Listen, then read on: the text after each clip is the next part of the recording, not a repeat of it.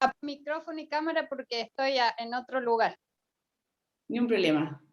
Súper, qué rico verlos. Hola, ¿Cómo? Sí, vamos ahora. Vamos a ver aquí. Hola, buenas tardes a todos, ¿cómo están? Bienvenidos.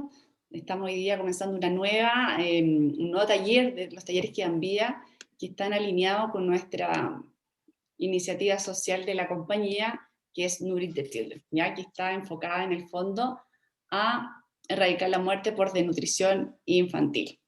¿Qué tenemos hoy día? Hoy día tenemos Moda en tiempos de crisis, presentado por Pilar Santos. Pilar Santos ya es embajadora esta Noble Acción. Ella es diseñadora de alta costura, experta en imagen, es docente también, por más de 12 años ha sido docente, tiene estudio en Nueva York, en Barcelona, es experta en el tema, una apasionada de la moda y bueno, y además también con su corazón gigante por la acción Nourish the Children.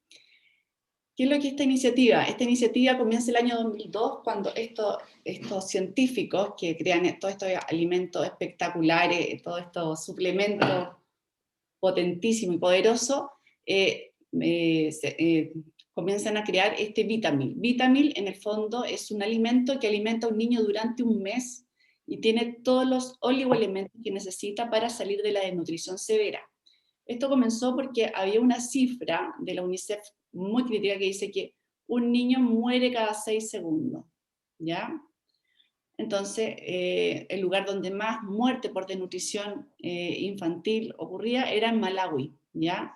Después de unos años se erradicó la muerte por desnutrición en esa zona y esta acción se realiza en todos los continentes, ¿ya? En América estamos presentes ya en México, en Colombia, en Argentina, y bueno, en Colombia, en La Guajira, una zona muy, muy, muy pobre, niños donde además hay mucha sequía. En México también se hace una acción muy, muy importante. Pero, ¿cuál es la iniciativa local que estamos nosotros realizando acá relativo a esto? En el fondo, nosotros, las personas que nos donan algún Vitamil, nosotros lo invitamos a participar de algún taller. Y acá tenemos, por ejemplo, a Pilar, que nos está donando su talento en este taller para ir en pro de estos niños en desnutrición. ¿Cómo funciona esto? Primero, la compañía realiza, manufactura el alimento y hace toda esa logística. Luego nosotros, los distribuidores o los clientes, compramos, y los embajadores también, este alimento, y la compañía en alianza con otras organizaciones benéficas transportan y distribuyen y se preocupan de toda la logística para que el 100% de este alimento llegue a estos niños que están en desnutrición y lleguen a los más necesitados en cada región, ¿ya?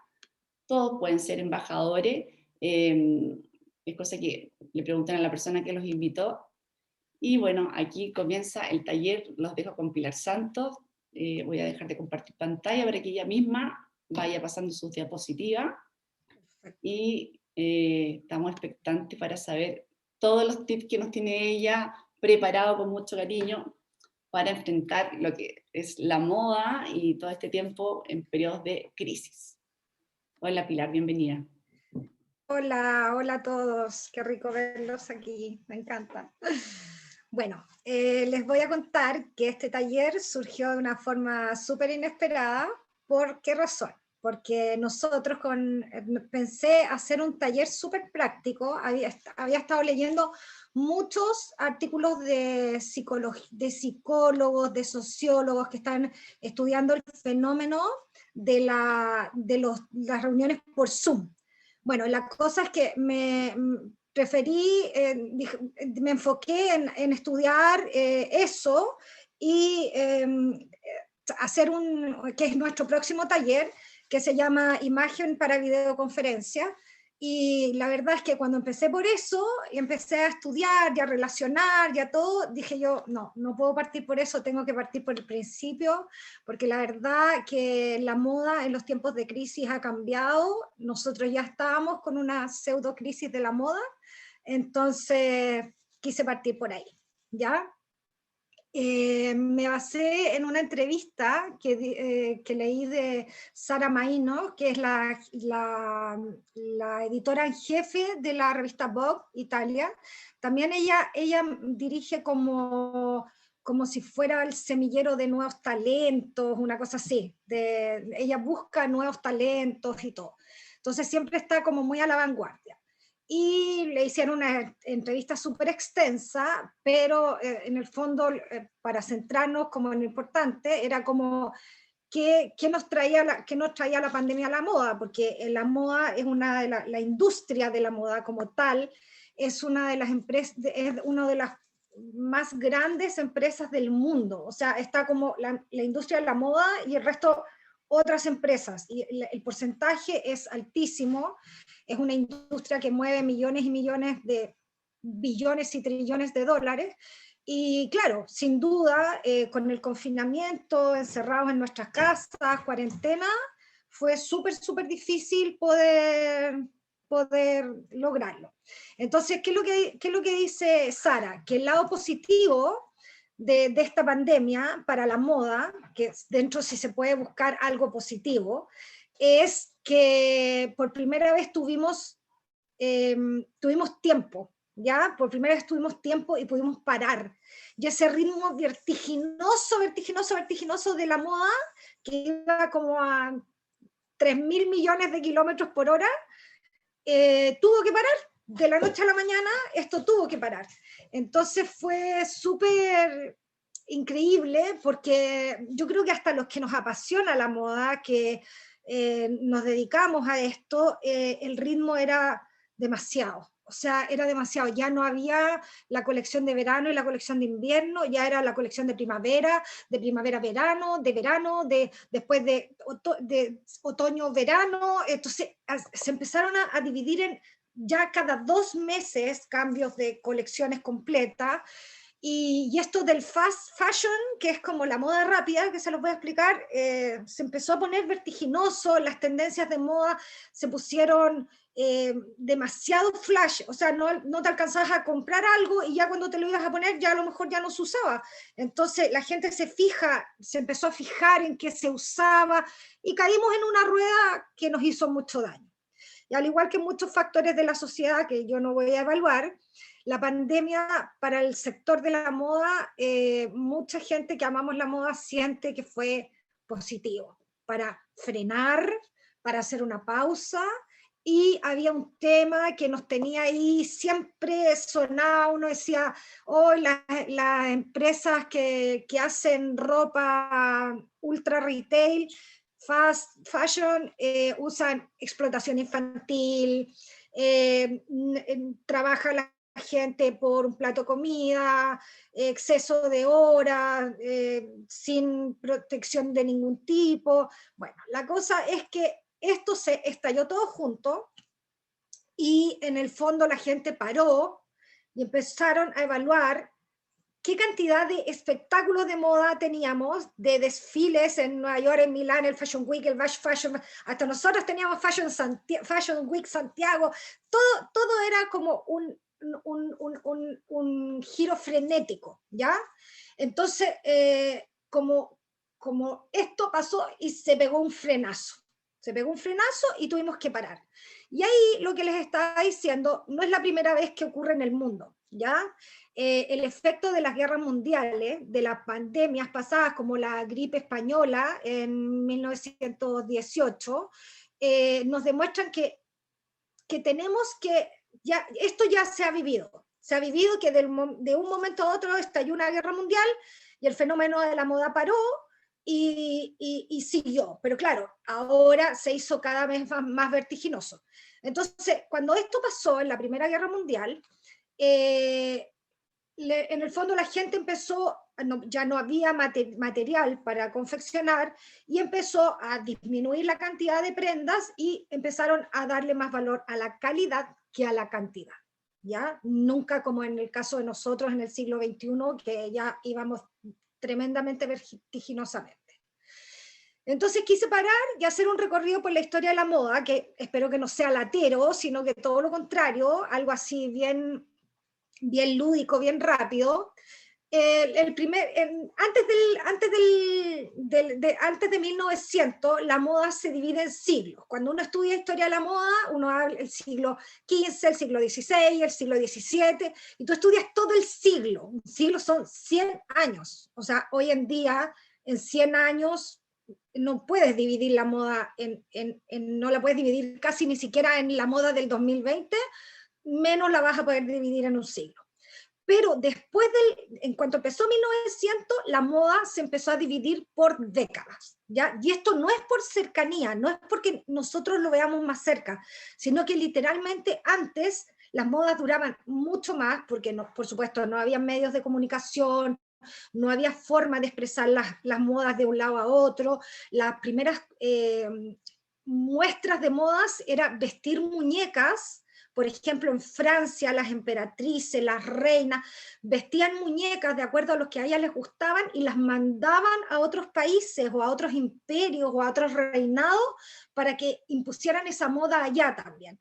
Y esa era la forma de transmitir una moda, porque claro, tampoco nadie viajaba de un extremo al otro para ver, uy, a ver la emperatriz de Rusia que se puso porque la voy a copiar. Eso no existía. Entonces, la globalización, los medios de transporte empezaron a traernos mucha agilidad en la moda.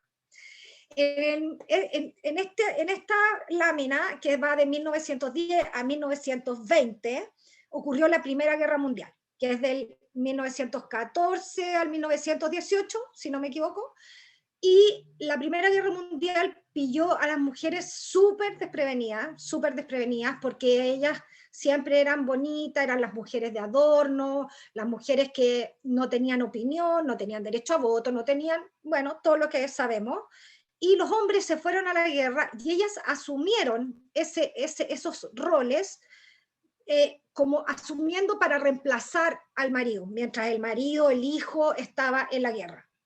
Y ahí la mujer se tuvo que empezar a vestir de una forma mucho más práctica, y en esta época es donde se hace famosa la Coco Chanel, ¿ya?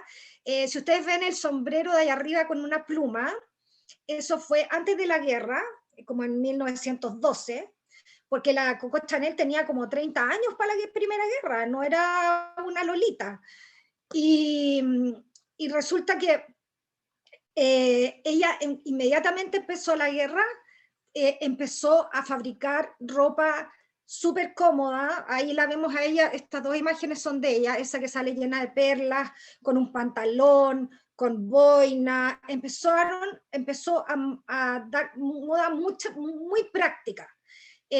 No había materia prima, entonces la Coco Chanel encontró jersey por ahí y empezó a fabricar ropa de jersey para las mujeres que antes no existían, que tenían que ser todos sedas naturales o cosas súper sofisticadas.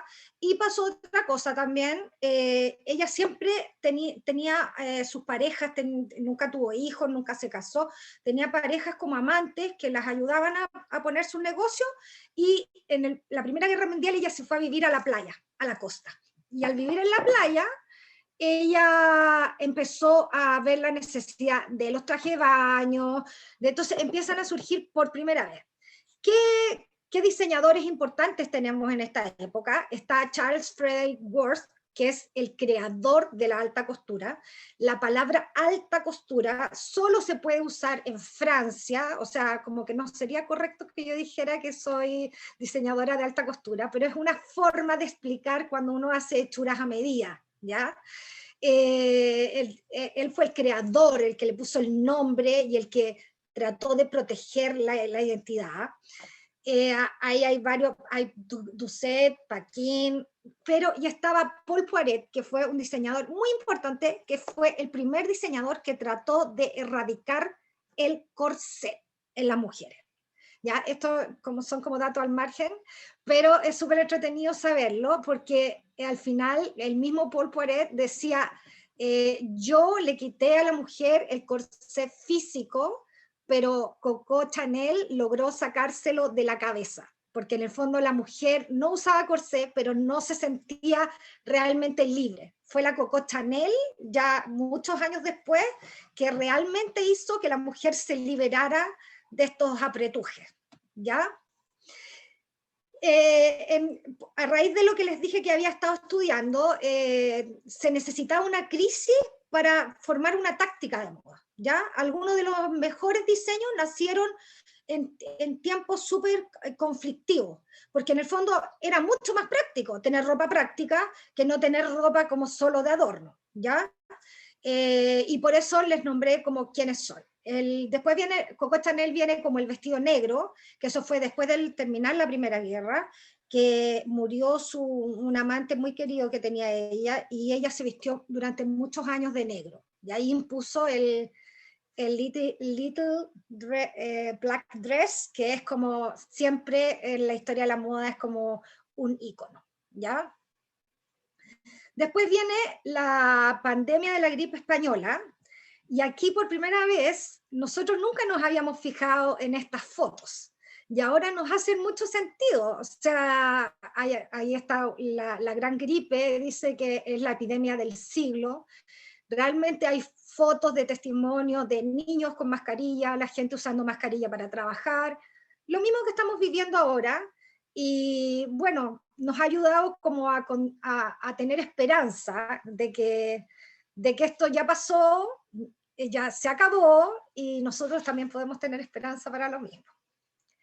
Ya, ¿qué pasó en 1920? En 1920, después de la Primera Guerra Mundial, algunas mujeres no quisieron dejar de trabajar porque se sintieron útiles, se sintieron más liberadas, lo que les decía yo, dejaron de usar corsé, se pusieron más choras, vino la época del Charleston, como se le llama, y bailaban, leían libros que antes no estaban permitidos, iban a la playa con traje de baño, cosa que eso era impensado. Y bueno, de ahí empezó a surgir un poco la liberación de la mujer, aunque no fue del todo real, porque el hombre volvió y trató de asumir su rol. No crean que yo soy una feminista, yo creo que también es importante respetar que somos todos iguales. A mí no me gusta ni el machismo ni el feminismo, no me gusta ninguno de los dos. A mí me gusta que cada persona tiene su rol. Los hombres tienen su rol y las mujeres tienen su rol. Pero el hombre, al volver a su casa, le pareció súper extraño que su señora quisiera seguir trabajando, porque pensó que era algo solamente para reemplazarlo a él, ¿ya?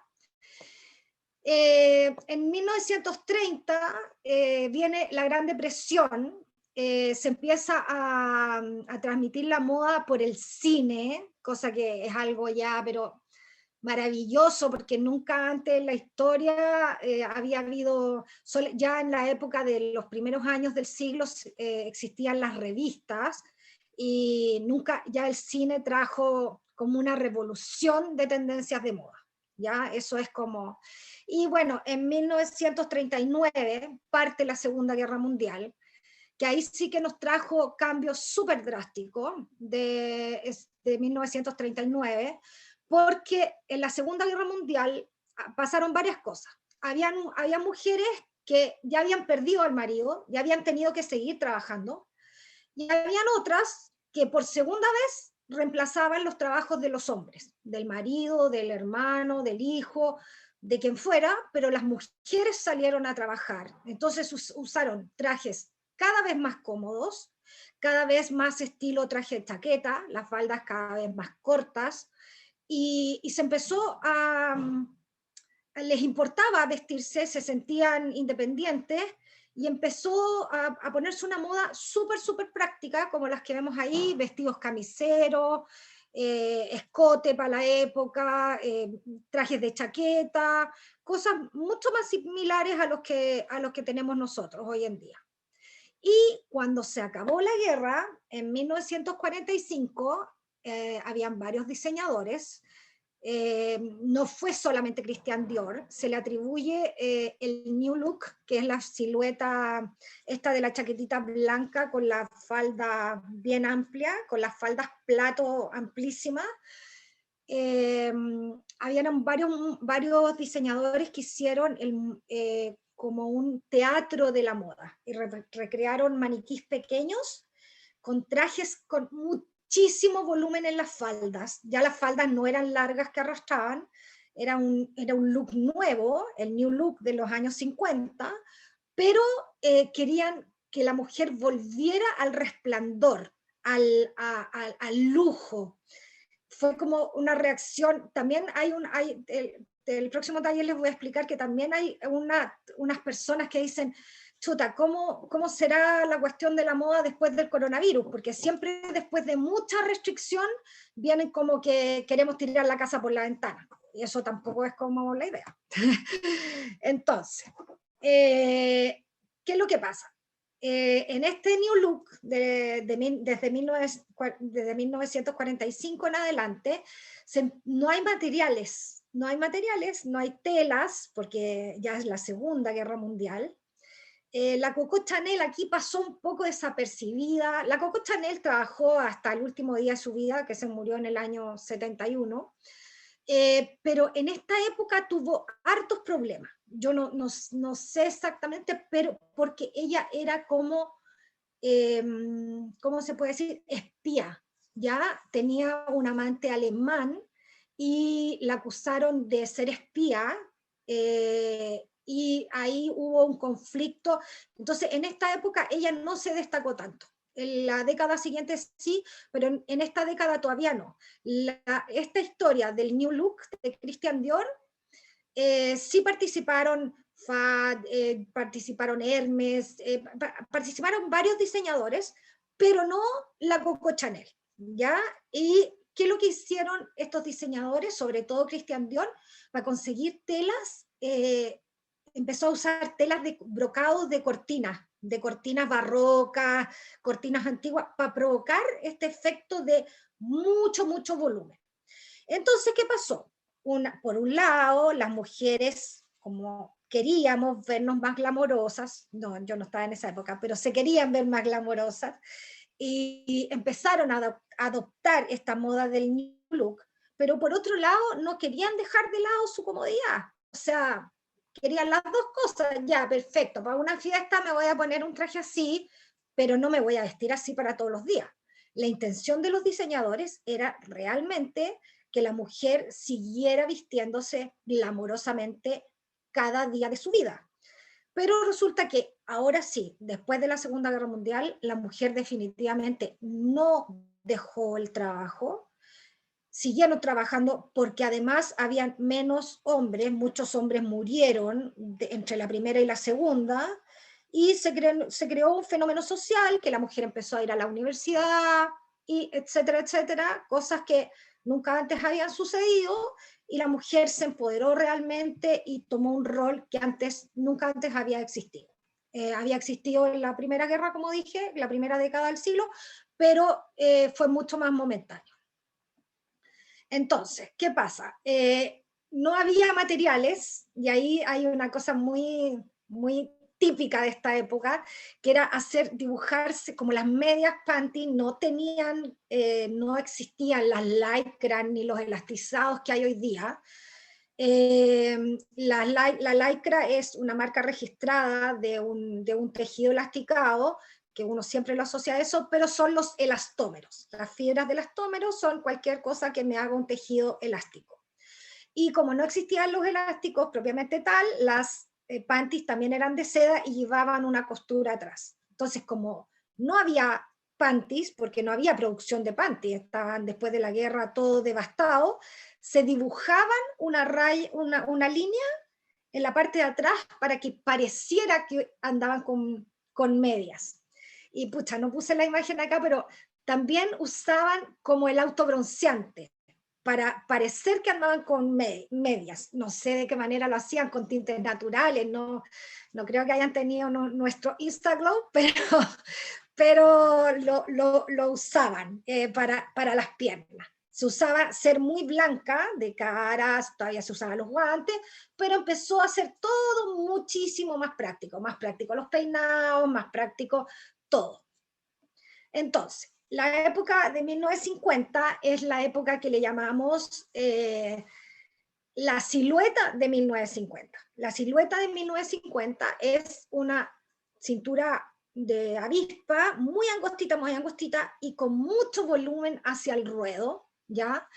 Y claro, empieza un poquito a recuperarse la economía y se empiezan las mujeres a sentir más, más motivadas a tener más glamour, y Christian Dior insiste, insiste, insiste en volver a esa silueta que, si ustedes ven en esa primera foto, es como volver a la figura de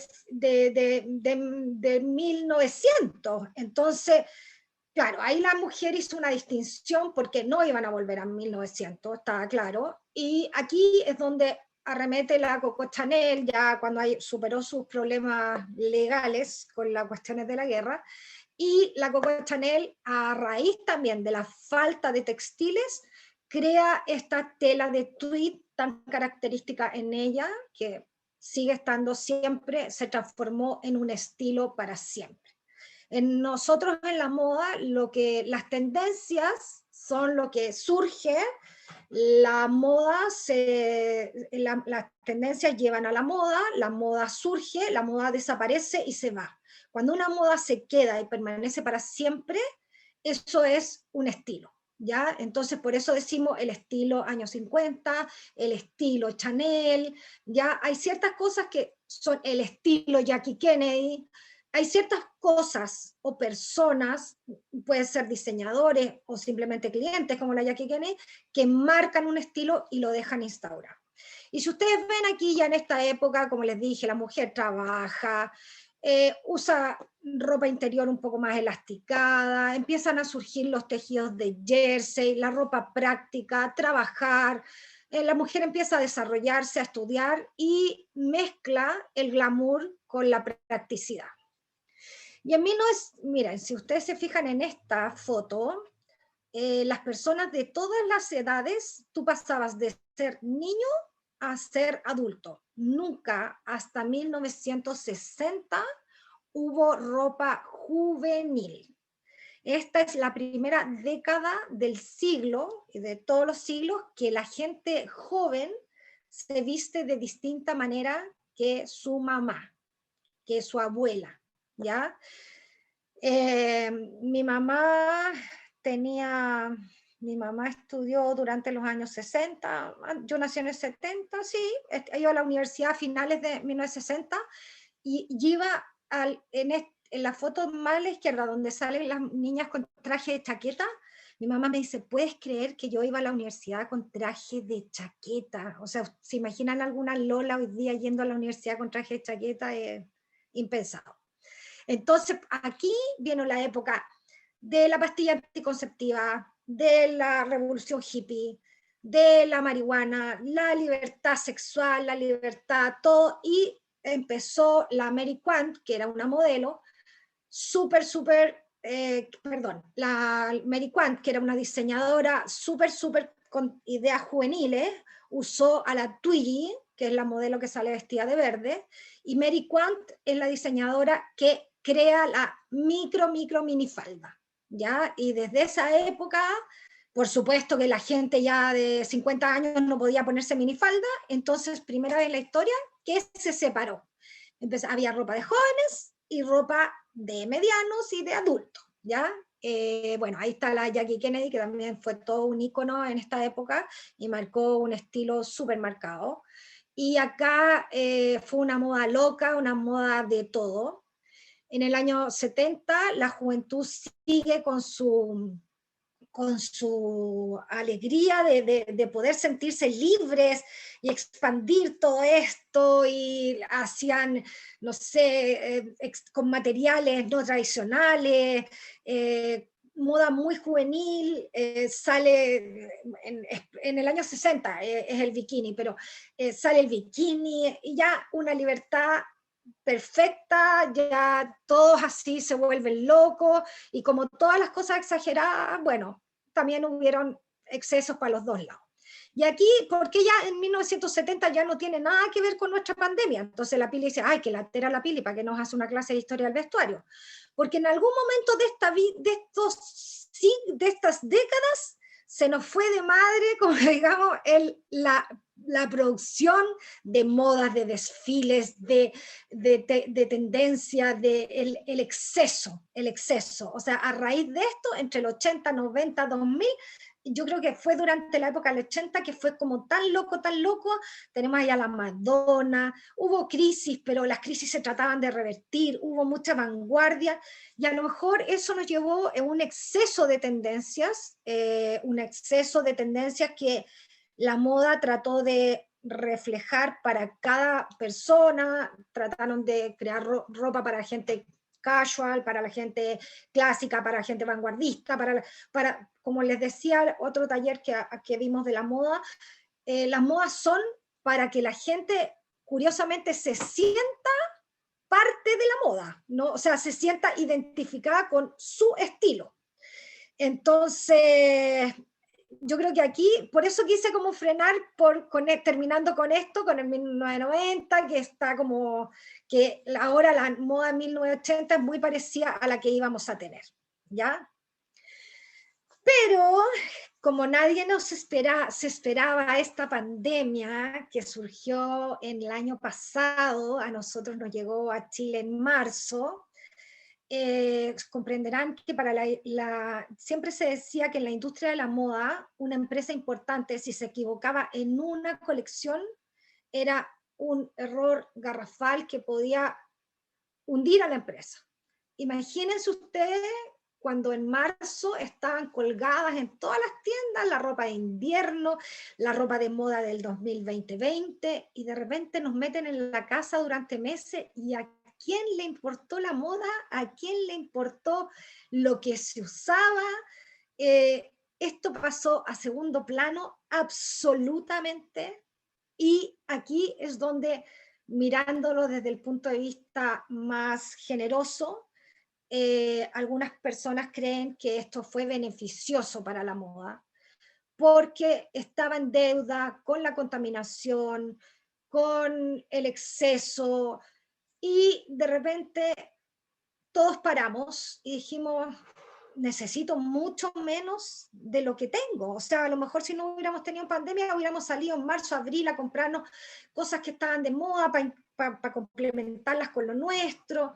Entonces suena súper estúpido, bueno, perdón usar la palabra estúpido, pero suena súper ilógico que yo me ponga a decir, bueno, este año está de moda, pero Pilar, o sea, estamos en la mitad de una pandemia, ¿qué importa qué es lo que está de moda? ¿Ya?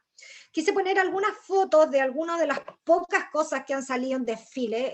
Las del centro son de Jean Paul Gaultier, inspiradas en enfermeras, y quizás más en enfermeras de la Segunda Guerra Mundial, pero cada una de las fotos de los extremos, curiosamente, es el traje café, por ejemplo, el mono blanco, la chaqueta estilo militar, el vestido azul, todo eso es de la temporada 2020, y curiosamente tiene mucha información de la época que pasó, de lo que analizamos, de las guerras. Entonces aquí es donde uno se empieza a preguntar si en las guerras pasó lo siguiente: la gente que no sabía coser tenía que aprender a coser, porque era una necesidad, porque al no haber materiales había que remendar, había que restituir, y ahora nos preguntamos, ¿habrá algún posible retorno de las habilidades de costura? Lo más probable es que la gente prime la calidad antes de la cantidad, porque ya nos dimos cuenta que no necesitábamos tanta cantidad.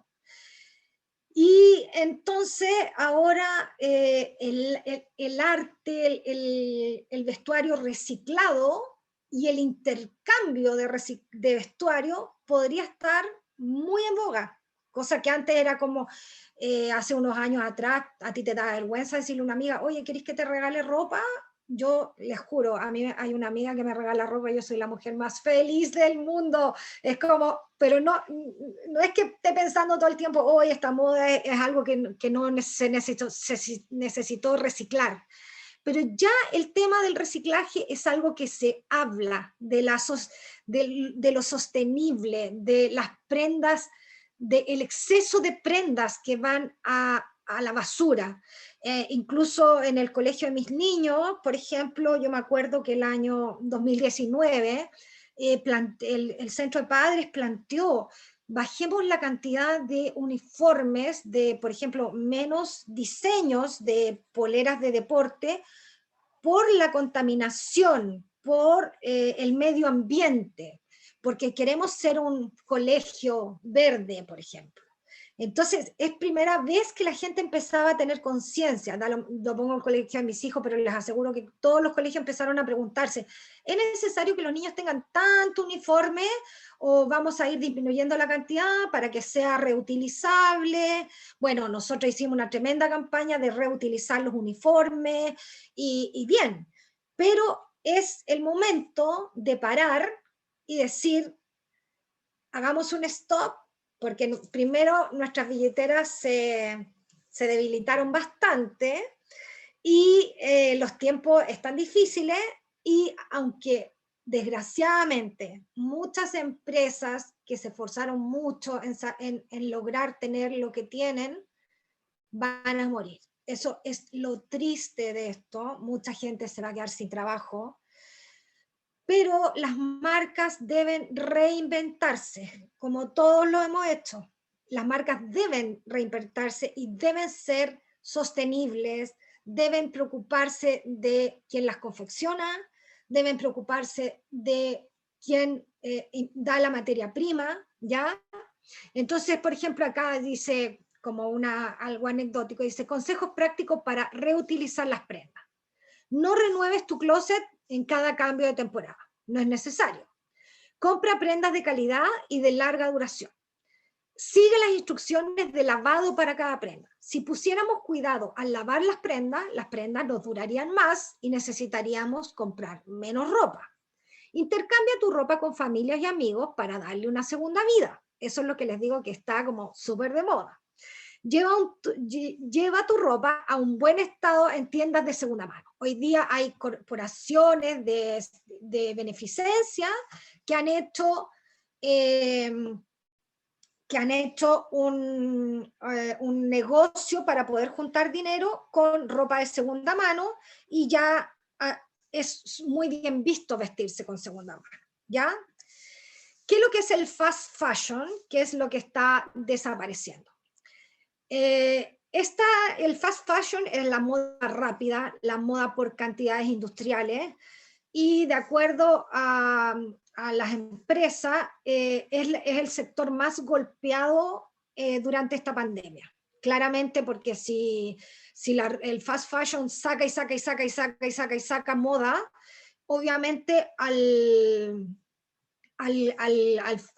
pegarse el frenazo bajó cualquier cantidad, y aquí la gente se tiene que realmente inventar de alguna manera, y la manera de reinventarse también es empezando a mirar a la generación Z, ¿ya? Es súper difícil, ¿no? A nosotros mismos siempre decimos, ¿quiénes son la generación Z? Ya traté de, en cuanto a moda, nos dirigimos acá están los baby boomers, son los hijos de la Segunda Guerra Mundial, ¿ya? Son la gente de los años 60, 70. La generación X es que fue joven a los 80, esa soy yo, X. Los millennials son la gente que es joven ahora, y la generación, o sea, es la gente que fue joven, sí, es ¿cómo eran los millennials? Sí, es que en el 2020 tienen 20 a 40 años, esos son los millennials, que eso es lo más difícil de separar. Y lo claro está en que en el fondo la generación Z es la gente que es niño o adolescente ahora. De los 10 a los 19 años, en este momento, son Z. ¿Ya? Eso es como... Entonces la industria de la moda tiene que mirar, porque a la generación Z le importa muchísimo. Ya partieron los millennials importándole la ecología, pero a los millennials, a la generación Z le importa demasiada. ¿Cuánta agua se gasta en la industria de la moda? ¿Cuánto contamina la industria de la moda? Que es muchísimo. ¿ya?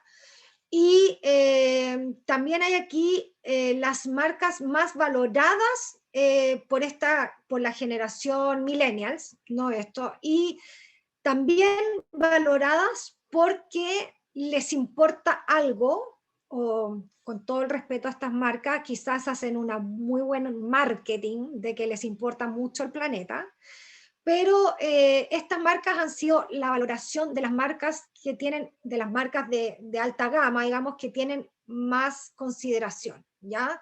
Es un estudio de los jóvenes, ¿ya? Y cómo varió respecto al año pasado. El año pasado bajaron todos, o sea, todos bajaron cualquier cantidad. Mira, Cartier bajó 24%, o sea, pero la marca número uno en valoración para la gente joven es Nike, eso de todas maneras.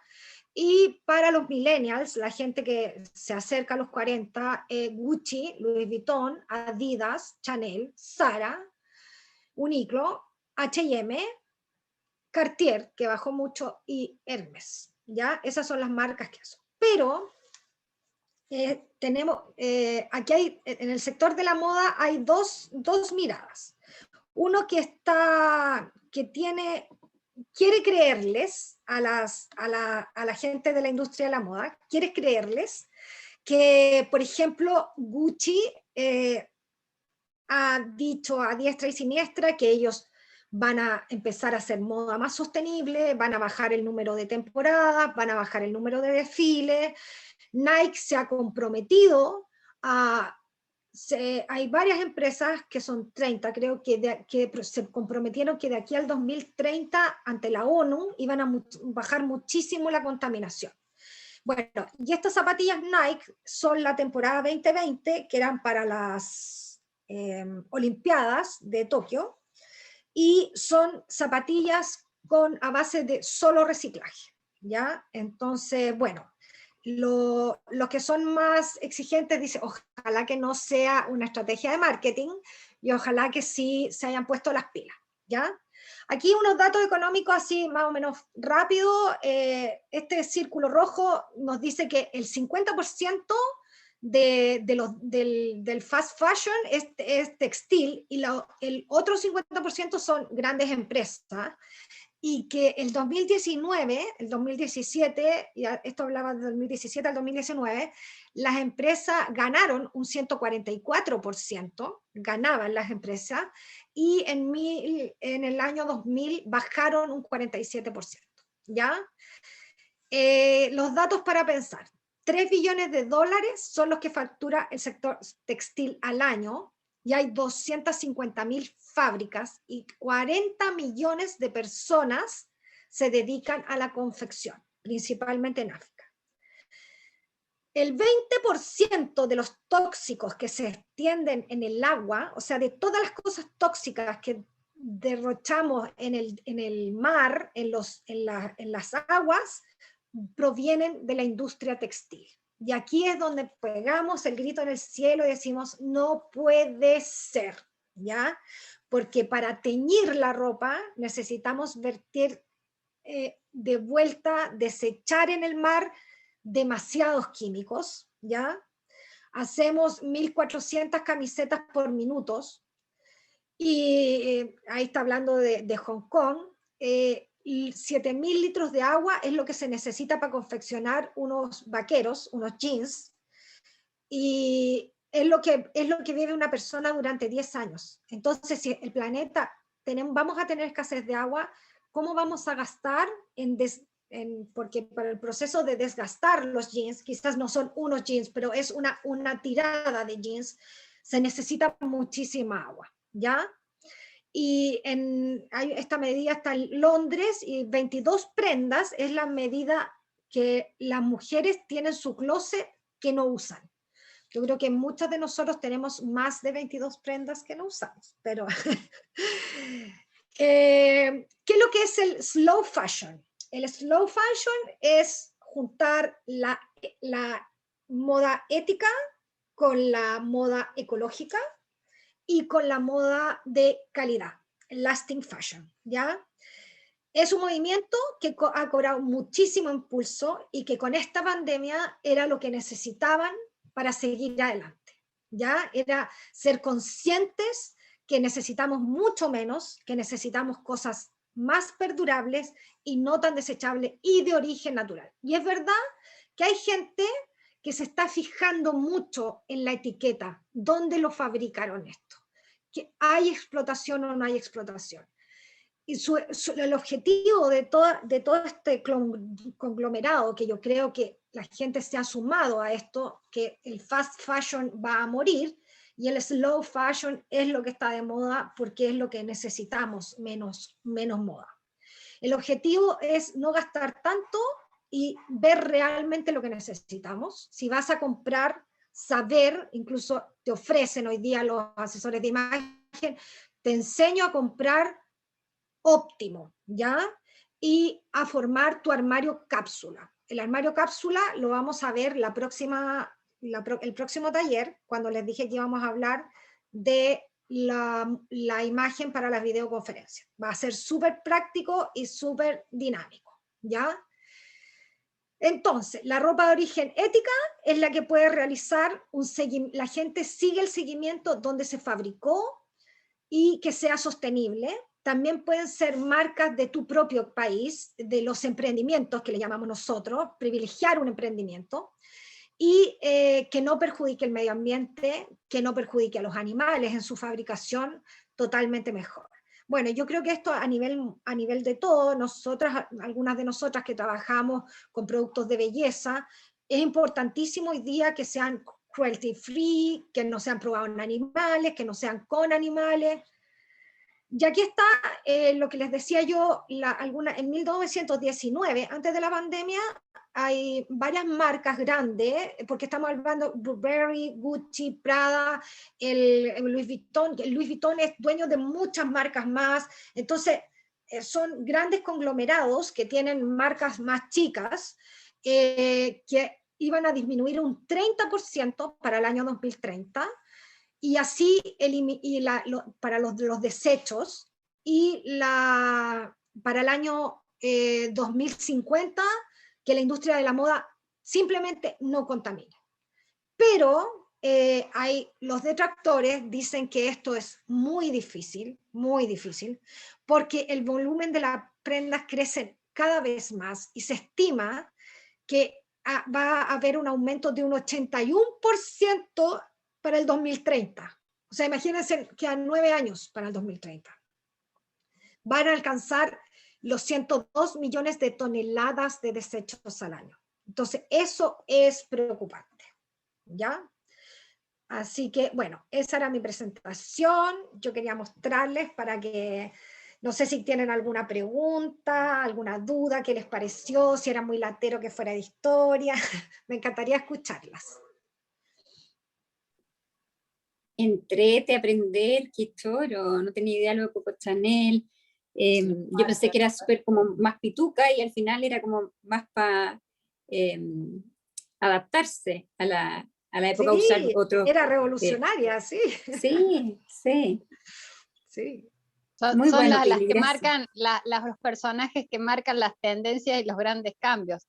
A mí me fascinó porque, bueno, me gusta mucho la moda, me gusta conocer de dónde viene toda la historia, y esto que vos comentás del tema del slow fashion, ya se hablaba hace un par de años atrás, y bueno, a lo mejor no vamos a hacer nosotros los que lo impongamos, pero sí los jóvenes, porque no les van a permitir a las grandes marcas que sigan haciendo lo que vienen haciendo.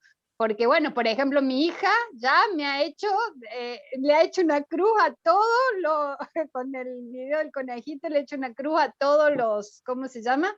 A todos los cosméticos que no están certificados, ¿no es cierto? Y bueno, y eso, ella tiene 11 años, así que imagínate, eso lo van a aplicar toda esa generación, de ahí en adelante la cosa va a cambiar, gracias a Dios.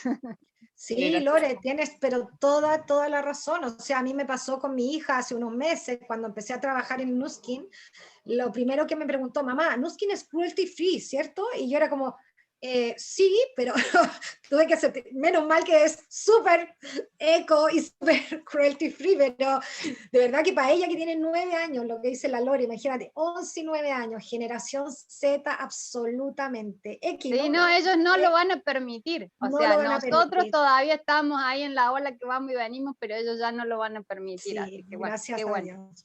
Sí, Ujú. excelente, qué rico. Súper Estuvo completo, Pili, así muy que lindo, estuvo muchas fantástico. gracias. Y se viene ya el siguiente taller, este era como el puntapié de una serie de talleres, luego se viene uno de Sí, tendencia. el próximo es imagen para videoconferencias.